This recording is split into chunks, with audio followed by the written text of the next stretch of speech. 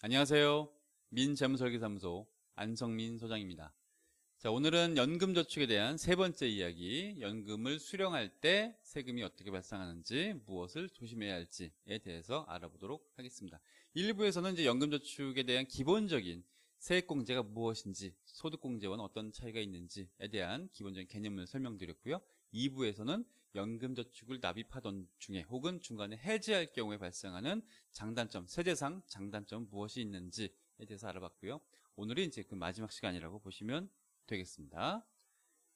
자, 일단 연금으로 쌓여진 적립금, 그러니까 중간에 해지하지 않고 잘 갖고 왔어요. 그래서 이제 연금 적립금이 쌓여 있을 때 이거는 어떤 것들은 이 안에는 비과세 소득도 들어있고 연금 소득도 들어있습니다.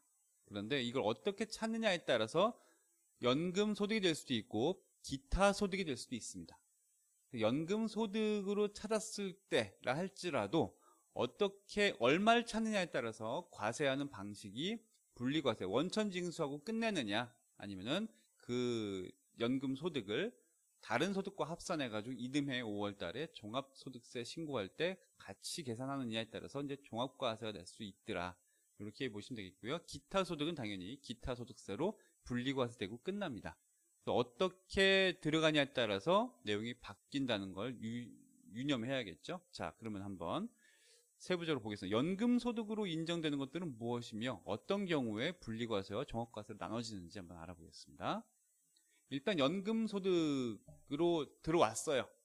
연금으로 찾을 거예요. 그러면은 그 중에 여기서 말하는 연금소득이라 하는 것은 공적연금, 국민연금은 빼고요. 사적연금인 연금저축과 IRP에 들어있는 적립금을 인출할 경우에 발생하는 연금소득을 말씀드린 겁니다. 이걸 이제 1200만 원 이내에 인출할 경우, 연간 1200이니까 월 100만 원 꼴이겠죠? 예, 그렇게 인출할 경우에는 뭐 분리과세되고 끝납니다. 그런데 그 금액을 넘어가는 순간부터 전체가 다 종합과세로 넘어갑니다. 만약에 1250만 원을 찾았다. 그럼 50만 원만 종합과세 되는 게 아니라 1250만 원 전체가 종합과세가 돼서 이듬해에 다시 세금 신고를 하기 때문에 불리한 점이 많아집니다. 그래서 분리과세 될 때의 이 세율은 5.5에서 3.3까지 나이에 따라 연금 수령한 나이에 따라 이렇게 나눠집니다. 그래서 55세부터 내가 연금 수령하겠다. 그러면 이때부터는 5.5%의 세금을 떼고 받습니다. 요거 떼고 그냥 끝나는 거예요. 과세가 종결되는 거예요. 우리 월급 받을 때 원천징수하듯이 예, 그렇게 끝나는 거고요.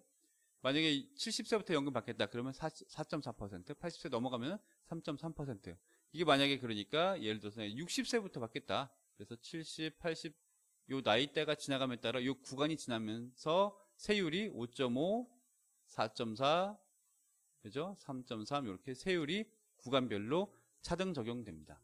그런데 종합과세 될 경우에는 요 전체 금액 전체를 이듬해에 다시 신고하기 때문에 건강보험료도 영향이 미칠 수 있겠고요. 각종 노후에 우리가 받을 수 있는 복지 혜택 등에서도 어쩌면 배제가 될 수 있기 때문에 이런 부분에 있어서의 불이익도 감안한다면 종합과세로 들어가게 되는 게 그렇게 좋은 건 아니죠. 그러니까 여기서의 핵심은 연간 1200만 원 이내에서만 인출하는 게 좋겠다라는 겁니다.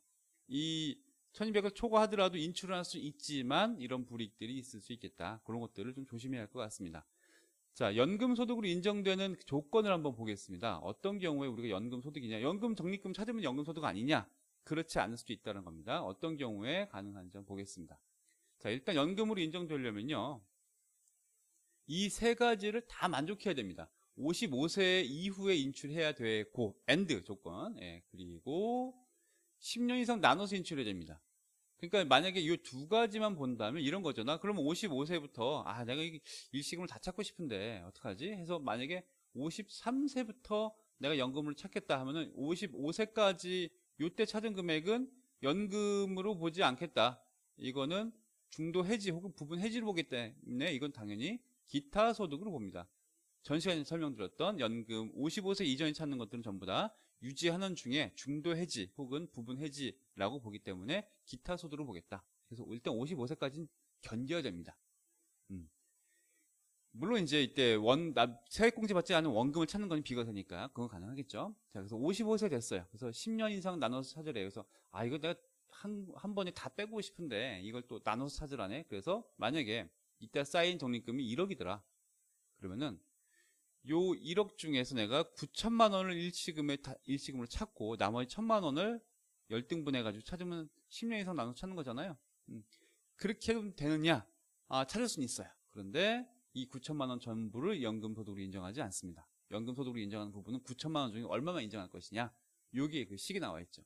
11 빼기 연금수령 연차. 첫 해가 1년이니까 이렇게 해서 연금 적립금 1억이죠. 그러니까 요거는 10이죠. 그러니까 연금 적립금을 10으로 나눠서 그러면 1억이면은 1,000만 원 남겠죠? 그거에 1.2까지, 그러니까 1,200만 원까지는 연금으로 보겠다. 이런 얘기니까 9천만 원을 찾았어도 1,200만 원까지만 연금을 보겠다. 이런 얘기입니다. 자, 요것들을 몇 가지 케이스로 한번 정리를 해보겠습니다. 야, 요걸 제가 지우개가 금방 지워지네요. 이게 밑에 다시 또 뭐가 나타나기 때문에 많이 써 있으면 안 될 것 같아서. 자, 보겠습니다. 자, 그래서 이 세 가지를 모두 충족해야 연금소득으로 인정되더라 이런 얘기고요. 자, 케이스로만 보겠습니다. 55세에 이제 드디어 연금 적립금이 쌓여 있고요. 연금을 이제 받겠다. 예, 그렇게 이제 생각을 하는 거죠. 그럴 경우에 요거죠. 요거. 예. 1년 차에 인출한도 아까 말씀드렸던 것처럼 11 빼기 1이니까 1,200만 원까지 연금 인출이 가능합니다. 그리고 1,200만 원이니까 아까 말씀드렸던 분리과세가 되죠. 그래서 요만큼까지는 내가 연금을 받을 수 있고요. 이 이상 찾을 수 있어요. 찾으면 요건 뭐예요? 기타 소득이에요. 예. 기타 소득으로 분리되기 때문에 그렇게 찾지 말자는 거죠. 그러면은 1억에서 1,200을 찾았었으니까 얼마 남겠어요? 8,800 정도 남아있겠죠. 적립금이. 그리고 요게 1년 사이에 또 잘 운용이 돼서 한 9천만 원 정도로 적립금이 늘어났다. 이렇게 가정을 해보겠습니다. 그럼 9천만 원 시점이 됐을 때 2년 차에 9천만 원 가지고 다시 이제 연차가 2년이니까 그렇죠? 11 빼기 2는 9겠죠. 그러니까 역시 1,000만 원입니다. 곱하기 1.2 하니까 또 1,200이죠. 이런 식으로 해서 뺐었더니 적립금이 얼마 남아요? 7,800 남겠죠. 요게 다시 성과가 좀 나서 8천만 원 정도로 올라갔다고 가정해보면은 3년 차에도 여전히 1,200만 원까지 인출할 수가 있더라. 그래서 인출 한도는 매년 1,200만 원까지 만들어집니다. 그리고 연간 1,200만 원 이하기 때문에 전부 다 분리과세가 되는 거죠. 그죠? 그래서 연금 인출 한도 이내에서 찾아야 연금인 거고, 그 연금액 중에 1,200만 원 이내로 찾아야 분리과세인 거고, 이 두 가지가 이제 같이 만족이 되는 게 가장 이상적인 거라는 거죠. 자, 그런데 케이스 2를 보겠습니다. 이게 이제 어떤 거랑 비교해 보시면 쉽게 이해하기 편하면 요렇게 한번 보겠습니다. 자, 제가 이거 자꾸 잘 못 다루네요. 자, 요걸 한번 보시면 이제 적립금이 2억이에요. 2억이니까 1년 차에 인출한 돈은 뭐예요? 11 빼기 1하니까 나누기 10 해서 2천만 원 곱하기 1.2니까 2,400만 원이죠. 이 얘기는 뭐예요?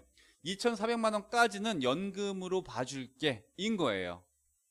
3천만 원 찾으면 안 돼. 연금으로 봐주는 금액 넘어갔어. 그건 기타 소득이야. 이런 얘기죠.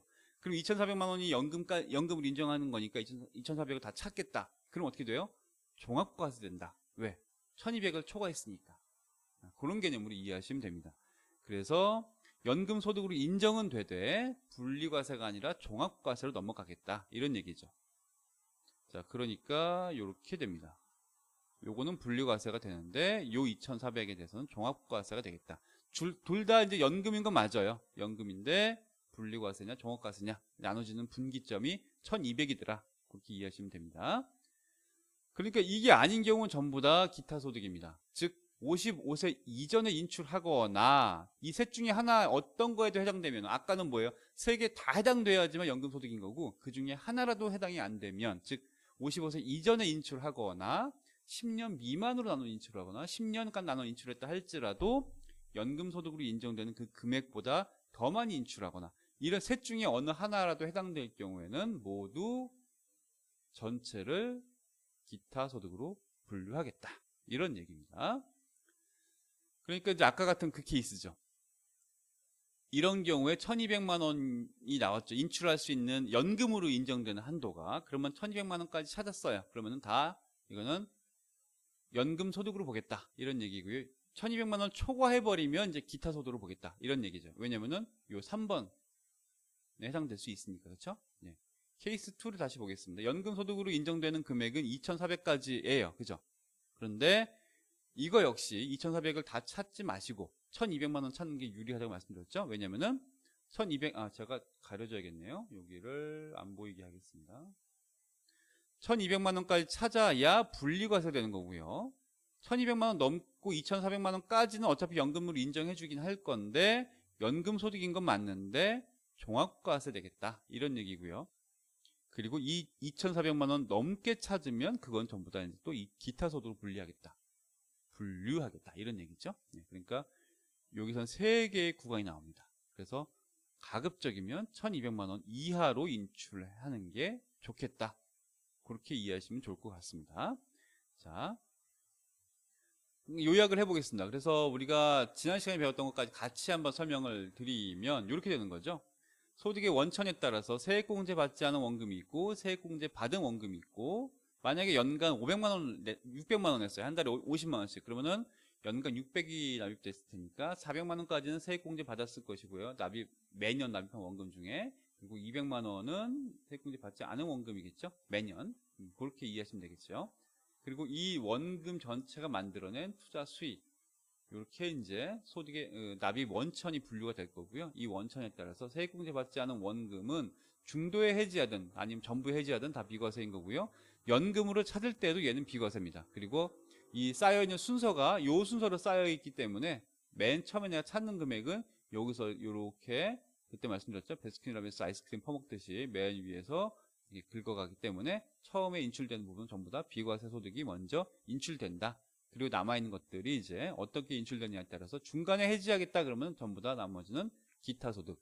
지금 우리가 이번 시간에 다루는 이 얘기는 이제 지금 말씀드렸던 55세 이상 그리고 10년 이상 그리고 인출 한도 이내에서 인출하겠다 그러면 요건 연금으로 보겠다 이런 얘기고요. 그렇지 않은 경우 전부 다 이거는 기타 소득으로 보겠다 이런 얘기죠.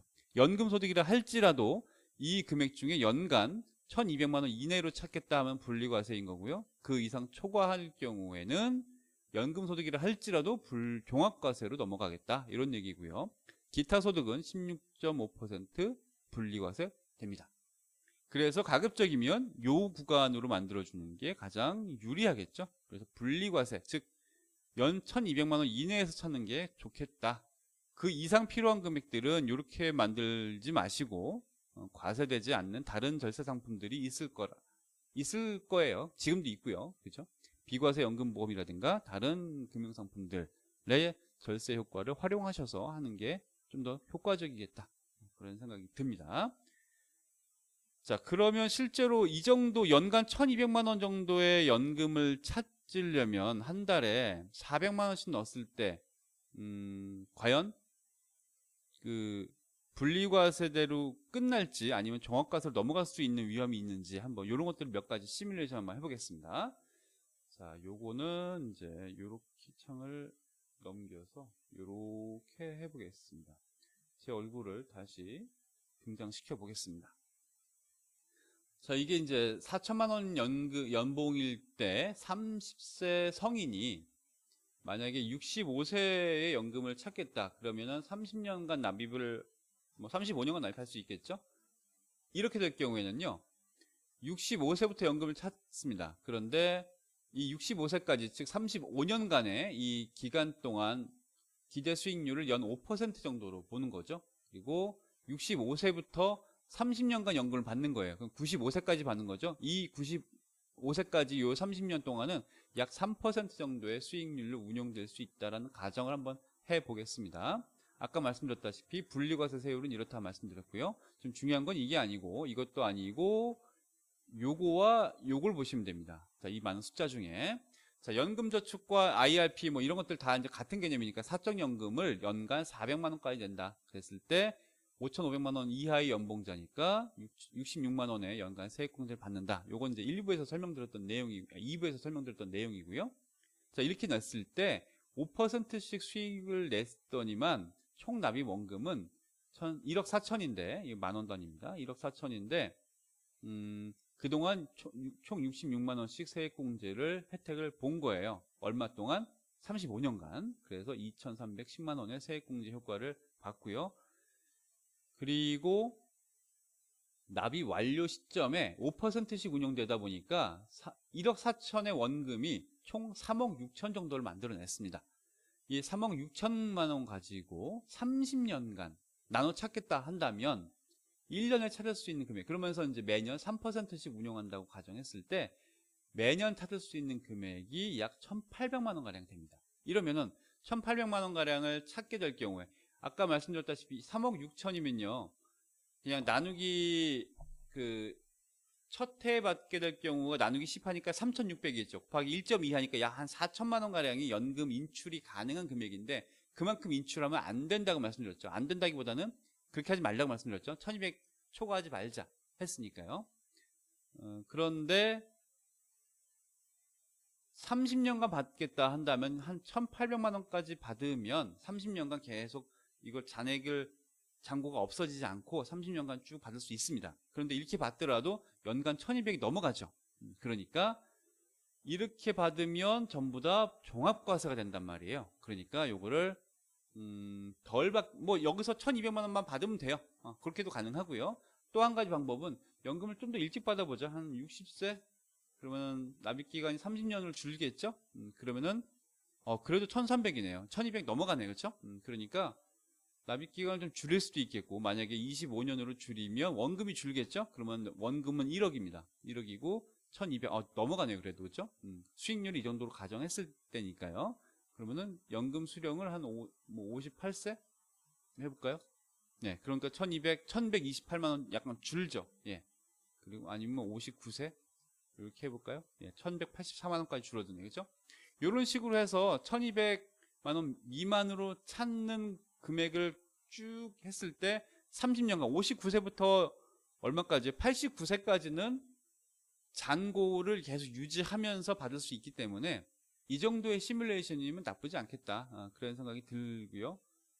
그러면 30세 성인이라 할지라도 만약에 35세 성인이 60세부터 받겠다. 그러면 30년간 만약 납입을 한다. 그러면 마찬가지로 1,000만 원 가량을 받을 수 있습니다. 그러니까 이렇게 받을 경우에는 가능하겠죠. 자, 그러니까 연간 1,200만 원 미만으로 받겠다라는 게 연간 400만 원씩 납입하면은 불가능한, 그러니까 넘어가지는 않을 것 같아요. 예, 이 정도의 수익률로 기대했을 때, 자, 그러면은 대략 이 정도. 그러니까 연금저축에 400만 원 넘게 내서 더 내는 돈은 원금은 세액공제 효과를 안 받았기 때문에 비과세니까 어차피 상관없어요. 근데 더 내는 돈이 만들어낸 투자 수익은 또 과세가 되기 때문에, 그래서 연금저축에 세액공제 한도 이상으로 더 내는 것보다는 차라리 비과세 연금보험이라든가 다른 절세형 상품과 혼용해서 운용하는 게 이제 그런 의미로 이해하시면 될 것 같습니다. 자, 숫자가 좀 많이 나와서 좀 헷갈리시죠? 요건 제가 나중에 또 기회가 있을 경우에 요거 해석하는 것만 또 한번 다뤄드릴 테니까 그때 한번 또 말씀을 드리겠습니다. 자, 이렇게 해서 총 3회에 걸친 연금저축과 관련된 납입기간, 유지하는 기간, 또 수령하는 기간 동안에 세제상의 장단점, 조심해야 할 것들은 무엇인지, 어떤 전략이 필요할지에 대해서 정리해 보았습니다. 오늘 영상은 이것으로 마치겠습니다. 고맙습니다.